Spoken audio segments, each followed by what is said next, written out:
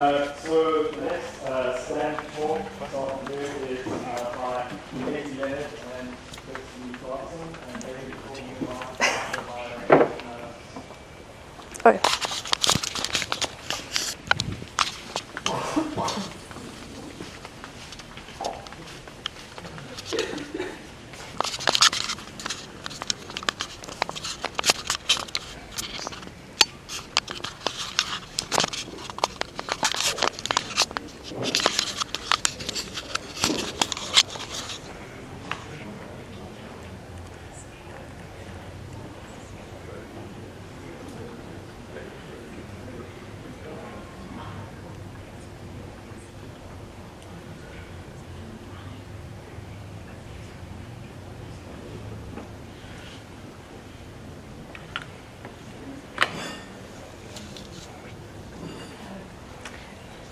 Okay.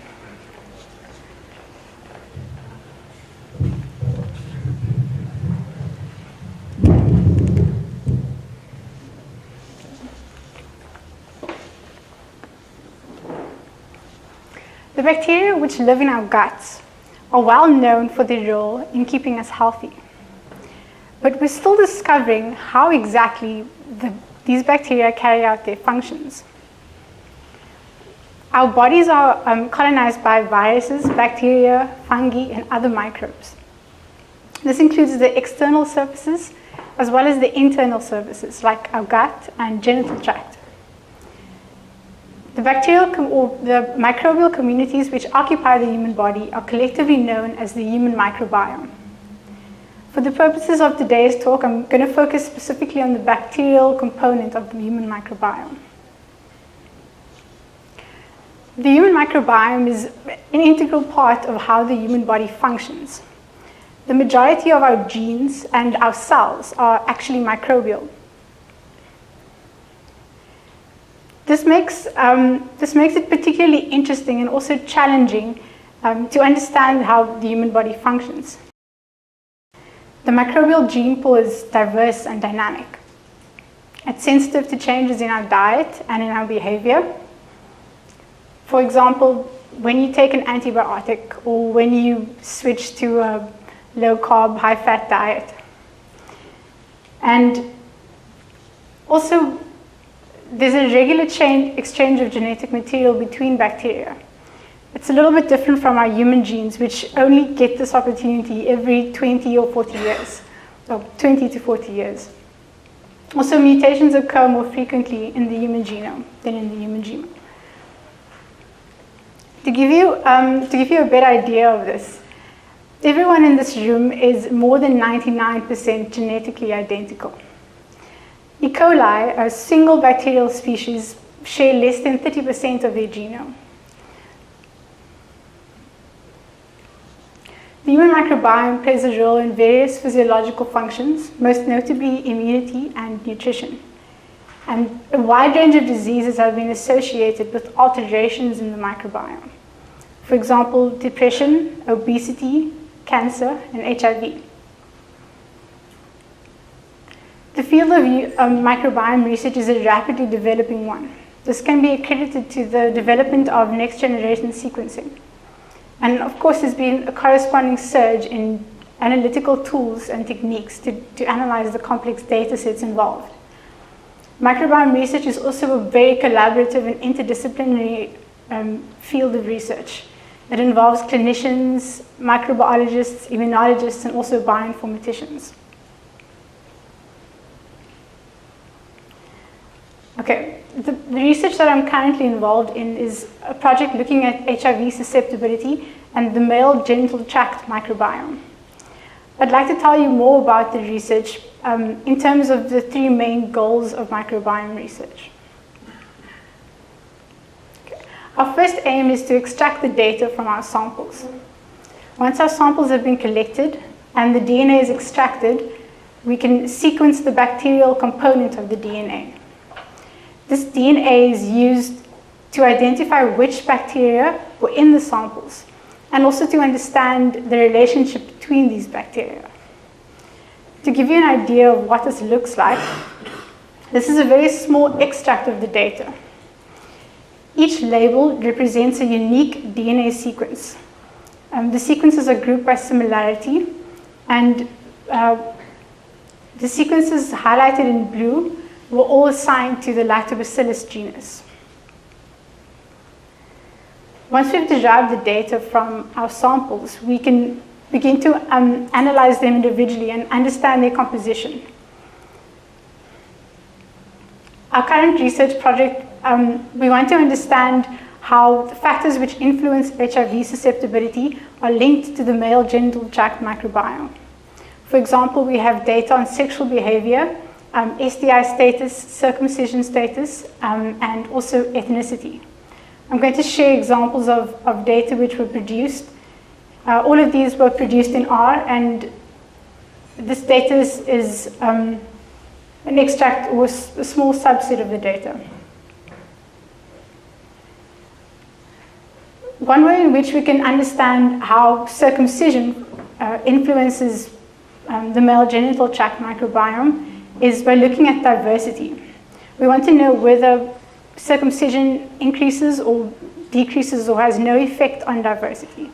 So we can compare the samples before circumcision with the samples after circumcision.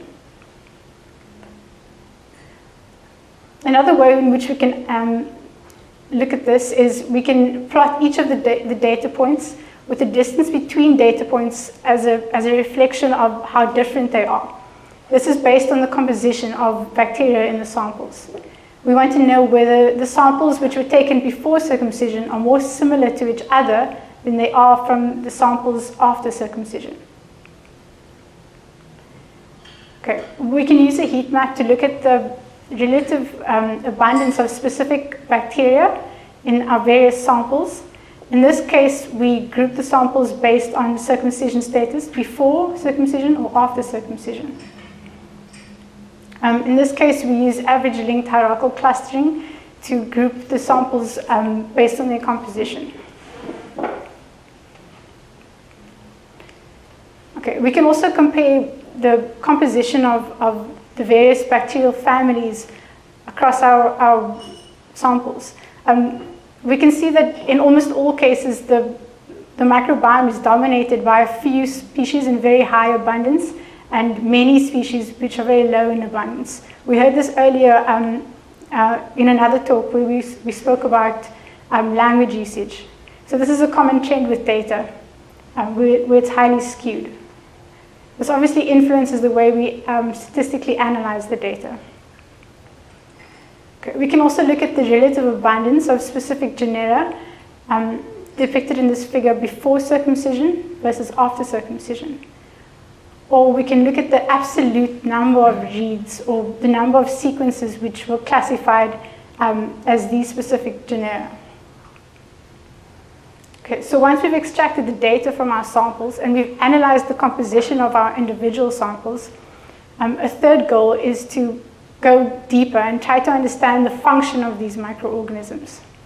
There's several ways which we can, several methods which we can use to do this, including shotgun metagenomics, transcriptomics, proteomics, and metabolomics.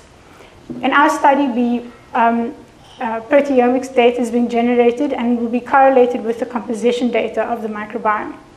So we don't just know which bacteria comprise the microbiome, but we can understand more about the metabolism and how they actually function and how they influence the human microbial interface. Okay, I've told you a little bit about the general principles and aims of microbiome research, and now my colleague Katie will tell you more about the tools that we use for these analyses.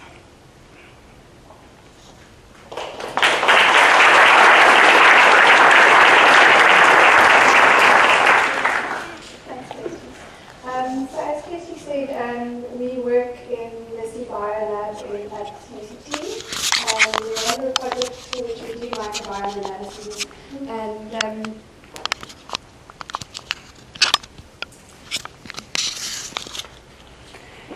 And so what we've done is set up a pipeline that anyone can use. So I'll run you through that and hopefully also show you that although it is a very specialized type of data analysis, it's also many of the methods we use is applicable to any kind of large scale data set. So initially what we do is we have this massive raw data reads, and it's really quite a large data set, so this is not something you can process on your laptop. So we use the high performance cluster at UCT for this. So basically what happens is the data gets QC'd, it gets cleaned and filtered, and the sequences get clustered into, based on sequence similarity, into more or less species level clusters. So that's quite an extensive pipeline setup where you can change many parameters, but I won't go into detail on that. So basically what we get from that is one little file with actually two. The one shows you the counts for the different species that you have for every sample that you have, and the other one will give you the taxonomic annotation that is based on publicly available data sets. So those sequences have been compared to those databases, and that's how we get the taxonomic annotation. So that data we'll then take and we'll import it into R, and there are specialized packages that have been written specifically for this data type, but you get similar objects in R, and so in this case, pointer's not working. Basically you get data slots, and so what we have here would be 3 different data frames in this one object. So the first one will give you the sample counts for the bacteria, that's your OTU table, and the second will give you the taxonomy, and the third one that we add in afterwards by just pulling in an Excel file is our sample data. So that'll be our clinical data of interest, any types of analysis we're interested in, for instance, gender, age, and so on.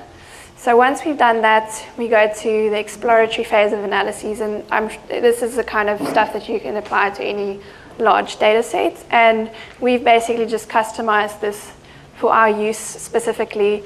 So a lot of these functions you'll get in R, they're useful, but they're not quite what you want. They always almost look like what you want them, but before you want to publish, there's always some stuff that needs to change. And so we've just created some custom scripts to make our lives easier. So here we have a bar plot that's just been divided by different categories, and it just shows you a summary of bacteria in kind of clinical categories that we'd be interested in. You can see in this case, there are some distinct differences in these clinically relevant categories. Apart from that, we'll look at something called beta diversity, and that shows you the diversity between samples. So this is based on all the bacteria in each patient, and this often gives us a clue as to whether there are distinct subtypes in our data that might be related to clinically relevant parameters. In this case, we can see specific types of bacteria were related to inflammatory levels in the patient. And so this kind of guides our downstream analyses. Another thing that is quite useful to us is annotated heat maps. And so here, the rows are basically, each row is one type of bacteria. And at the top, we'll add our clinical annotation. And then this also gives us quite a good idea initially as to what patterns might be underlying in the data and to which bacteria they might be corresponding. And this type of heat map you can apply to any type of large data sets. They're quite rewarding to make, lots of pretty colors, and often they give you a good idea of what's going on in your data. And so that is very nice to see, and you probably kind of then already have a clue as to what's going on in your data, but then after that we do statistical testing on the same data sets. So differential abundance between specific categories that we would be interested in knowing which specific species are actually significantly different between these categories. And we use a package that is also specialized for microbiome analyses because you get a lot of zero values in these matrix. You can imagine if you look at across patients and you have a species, some would have very high levels, whereas others would have 0. So it's not your typically normally distributed data. We can also do correlations analyses.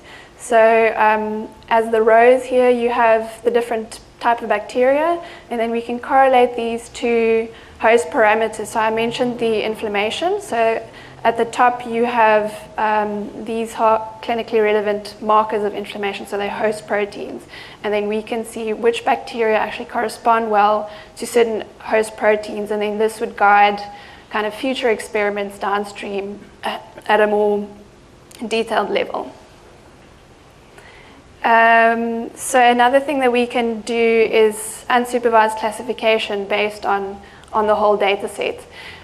So we can then type patients into discrete classes if the data, as it is in this case, shows us that there are clearly distinct groups, and then we relate that to clinically relevant factors. We can also do biomarker discovery using random forests, and so similar to the differential abundance testing, this would narrow your list of maybe 1,000 species down to a handful that you know are most important to the question you're asking, and then that would guide downstream experiments. So in a nutshell, that's what we do. Thanks.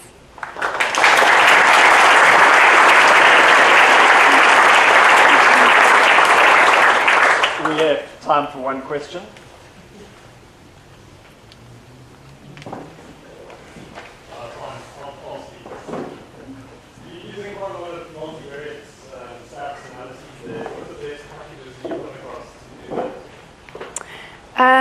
So in the microbiome world, there's a package called Vegan, obviously another quirky name for our package, and we use that one quite extensively because it's nicely built for the type of data that we use. Yeah, I think that's probably the main one we use, Vegan. Great, thank you very much.